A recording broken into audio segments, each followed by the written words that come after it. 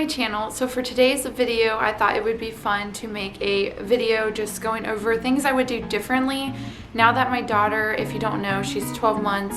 So I figured it would be helpful for any of you who might be expecting your first, maybe even your second child, that can add on to your list of things that obviously you would like to perfect the next time around. And just as a disclaimer, all babies are obviously completely different. There is no judgment in the choices that you make as a new parent or in general as a very experienced parent. And these are just things that me and my husband kind of came up with together that we thought if we were to give someone advice on parenting, this is what we would give. Okay, so the first thing that we would do differently is I actually think I would have sleep trained a lot earlier on. So originally I had thought that I didn't want to do sleep training because it's not natural necessarily for your baby to put themselves to sleep.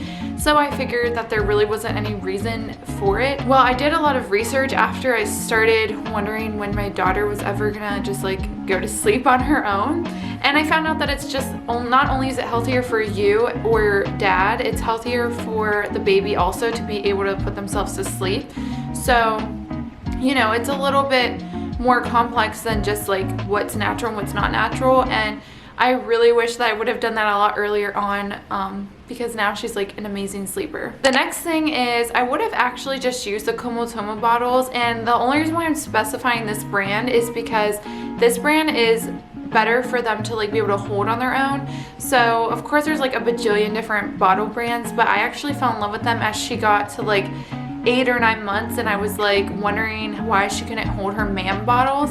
It's just because of the like material. It's like a really hard plastic, and these are, I guess it's like a silicone material, so it's a lot easier for her to just hold them on her own. And that really helps with like, one, I'm a working stay-at-home mom, so it helps with keeping me from having to hold the bottle every single time, and two, she was able to sit up starting at 4 months completely on her own. So I feel like if I had a bottle like that, she would have been able to hold her bottle earlier on, and it would have helped with like, you know, independence and stuff. And that's actually a good thing for them to learn, not necessarily with every single aspect and things that they need to be doing, but for the most part, that's a really important thing for them to learn how to be able to do things independently, especially with like feeding. Okay, this next one's kind of funny and weird. It's definitely not an important one, but I just thought this might be something you might want to keep in mind. So if I would have known that babies were going to be so picky about pacifiers, I would have totally given her a better looking pacifier from the beginning. So they get like hooked on one thing, usually like one bottle, one pacifier, they get used to it, and then they never want to switch. Well, the pacifier I gave her is very ugly, so I wish that I would have given her something like an Itsy Ritsy or just anything that wouldn't ruin a photo, because on days where your baby would do nothing but take a passy and they didn't really want to smile and say it's like Easter or Christmas or whatever holiday it is, I really wish that I had a better looking passy for those holiday pictures. This next thing is definitely something that I slightly regret, is I wish I would have put more booties, socks, shoes, and bows on her head. That way now as we're like, she's walking, I mean she's like toddling, walking everywhere, she's basically running at this point, and so I do want her to wear shoes when we're outside or whenever we're like going out in public, which right now we're not really going out, but usually we go out a lot. And so I just wish that I've put shoes on her from the beginning, because she has fought me so hard and it took me so long to get her to finally give me her foot for a shoe. And I feel like if I would have put more time and effort into just like fully dressing her with bows, accessories, shoes, then she wouldn't be so caught off guard with it now that she's a year old. So that's just something that I personally feel like I could have done a lot better. This one kills me every time I think about it, but this one is I wouldn't have thrown out a milk stash due to gas. So I was a pumping exclusive mom. I just recently stopped now that she's a year old, and something that really upsets me is that I threw away so much milk because I thought that it was causing her to have gas issues, and then I threw away another round of milk thinking she had a dairy intolerance, and neither of those ended up being the case. And I regret so badly that I did that, because one, I could have just donated my milk. That was a lot of milk, and two, we found out like gas drops helped with the gas, so it wasn't even my milk. And then for the dairy intolerance, that wasn't even at all the situation. So I literally like jumped the gun and threw away my stash. So my tip to you is do not throw away your milk stash ever. Just wait it out. Even if you keep it for the full like 6 months in the freezer that it can go and live up until, keep it, because you could use it for milk baths, for skin, anything. Even if it was your milk that was causing the issue, like I said, you could donate it or whatever, or like say they have a sensitive stomach in the first like 3 months, but by the time they're like 5 months, their stomach isn't as sensitive, so you could have given them that milk before it expires. So definitely don't throw away your milk stash. So this one, my husband said we needed to put this on here. Buy large amounts of small items. Basically what he meant was like try to find like the travel size version at first, or just the sample size, or take all those samples that you get for free whenever you sign up for like registries and stuff, and use those products first before buying any like full size products. The reason why we both want to give this as advice to any new parents out there is because, one, when babies are born, they don't need all those fancy big lavender scented like beautiful smells that we want to give our children.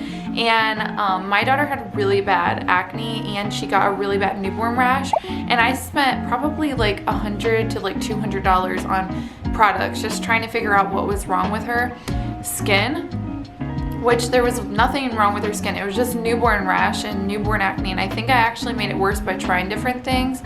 So I guess what I'm saying is, like, on top of not trying all those products like all at once, I wish that we wouldn't have spent money on all of them full price. I wish I would have just like reached out to the brands and seen if they could send me like a travel size item, or just like looked for a travel size item and just looked for like sample packs, which you do get pretty much every popular brand in a sample pack if you do sign up for all those like registry boxes and such. So I would definitely recommend just sticking with small sizes at first, and you really don't need to like wash your baby nearly as much anyway, so you don't need like ever a big thing of soap until they're a little bit older. Like now she's gross and dirty and running around in mud and whatever else is outside, so I give her daily baths no matter what. But like in the beginning, you're not supposed to technically do that. So definitely don't waste your money on any soaps or any like full-size baby products in the beginning. Even with bottles, take the sample bottles.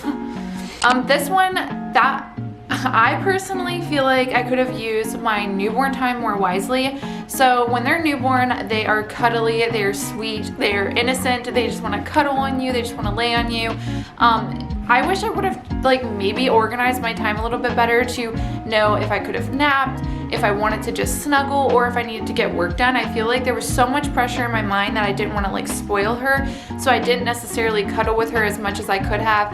And then there were so many things that I like needed to get done work-wise that I was like not taking advantage of napping. And honestly, I feel like you could have been a lot more well rested in the beginning if you just like do more time management and like planning. So I definitely will say just try to actually come up with an actual balance and schedule and chart of like top priority to like lowest priority things that you need done while your baby's in this nice great newborn stage, because soon your baby is about to be a monster, terrorizing every single thing in your house, from plants to dogs to cats to knocking over every single thing that's in your cabinets, and you will never get a break. So definitely take advantage of that newborn time. This one is kind of a random thing that's like a weird tip product that I actually ended up needing. It was a bottle warmer. Every single person told me I don't need a bottle warmer, but it was so much faster than having to like defrost my milk and in a bowl of hot water. It took so much longer to do it that way. So I personally wish I had invested in a very nice bottle warmer from the beginning that is portable also, because then I wouldn't have like spent so much time having my poor baby freak out because she didn't have warm milk right away. That is so random, but it's definitely something that I just really wish that I had bought. So my recommendation is buy a bottle warmer and then return it if you don't actually need it.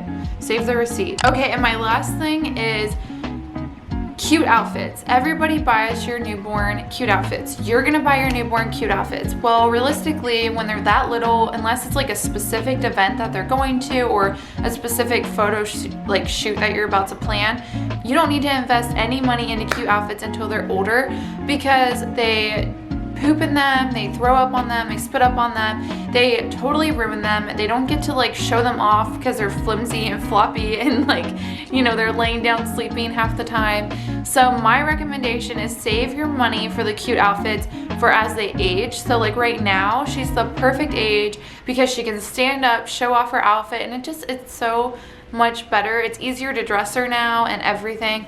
So I 100% recommend saving the really cute looks. Like if you want to get that adorable little girl Adidas shoes and Adidas jumpsuit, I would go ahead and just get that for the age that she's at now, which is 12 months. So save your ideas for a little bit older, even though I know it's like crazy exciting when you have a newborn baby and you just want to like dress them up right away. But anyways, I hope that I gave you guys some good inspiration for things that you would do differently for your next child, or if you're having a baby and you're expecting. Congrats, by the way. But hopefully I gave you guys some good tips and ideas for things that you should do. I didn't go into a lot of detail because I'm going to do a advice video next. So I thought that this was just like a fun, quick, easy things that are more like things that were more related to like products versus like just actual strictly advice. And I hope it helps you guys out. So I hope to see you in the next one. Bye guys.